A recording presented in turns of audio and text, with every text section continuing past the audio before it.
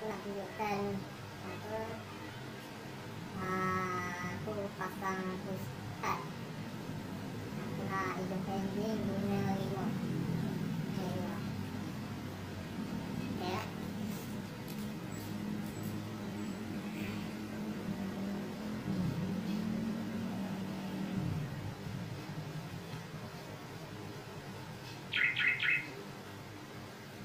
Okay.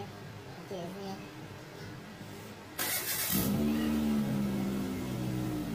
Okay, korang nampak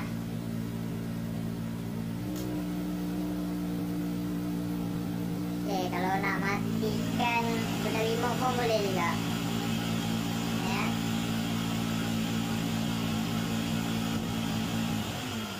Nampak? Guna remote matikan.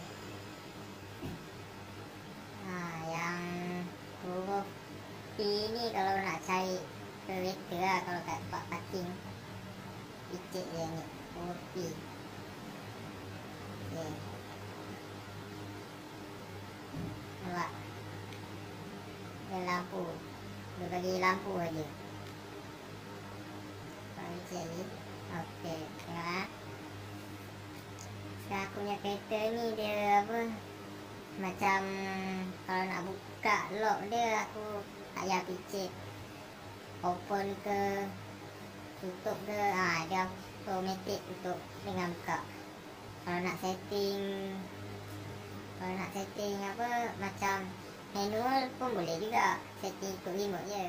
Okay, sekarang ni aku nak apa, aku bawa kunci ni tapi aku tak ada picit button open ataupun lock. Aku bawa macam ni je, tak ada picit. Dia macam yang aku cakap tadi, dia automatic. Tengok kunci kat sini aku pegang macam ni. Aku tak ada picit pun.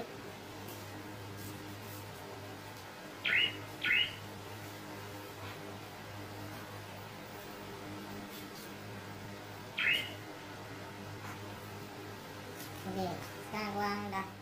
Okay, sekarang aku nak hidupkan enjin pula ya.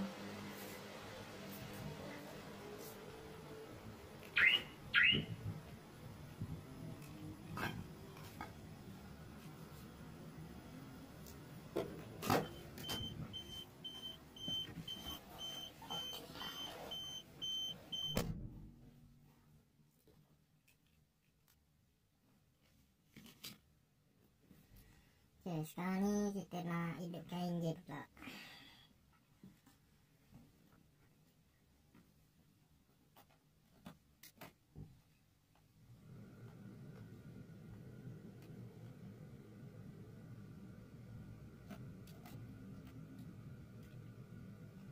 Okay, nak hidupkan enjin ni kena picit peret, lepas tu picit hati ni. Okay, enjin dah hidup.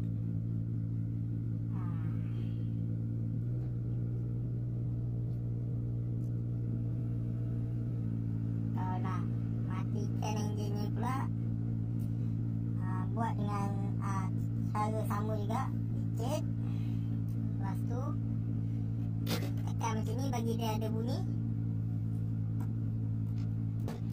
lepas tu buka pintu. Dia enjin masih hidup lah, tapi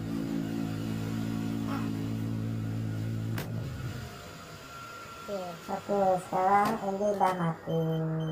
Okay, terima kasih.